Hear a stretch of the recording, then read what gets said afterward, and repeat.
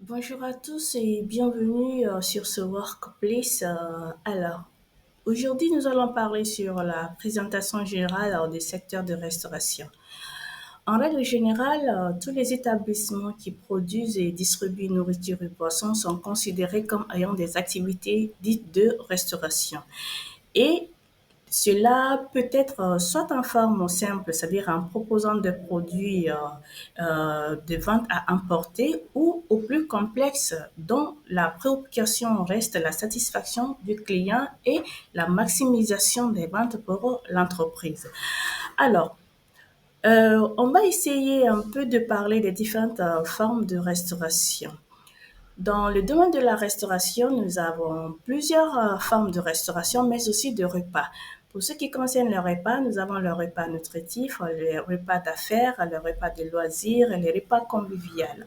Et pour les concepts de restauration, on peut trouver des restaurations classiques, des restaurations intégrées ou au sein de l'hôtel, des pensions de famille.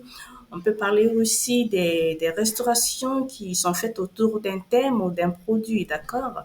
Et là, pour regrouper toutes ces formes-là, nous pouvons les classer en deux catégories, c'est-à-dire la restauration à caractère commercial qui œuvre pour répondre à des conditions précises, c'est-à-dire nourrir un grand nombre de personnes à un prix extrêmement bas. On peut aussi parler de la restauration à caractère commercial, c'est-à-dire vendre et s'attendre à un revenu après.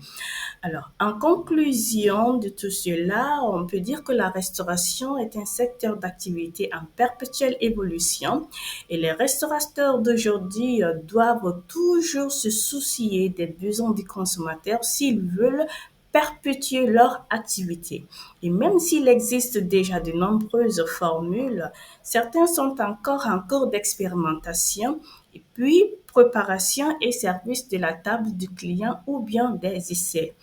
Alors, il faut donc savoir que certaines sociétés de marketing se sont spécialisées dans les études portant sur les habitudes de consommation des clients, mais sans vraiment prévoir le futur.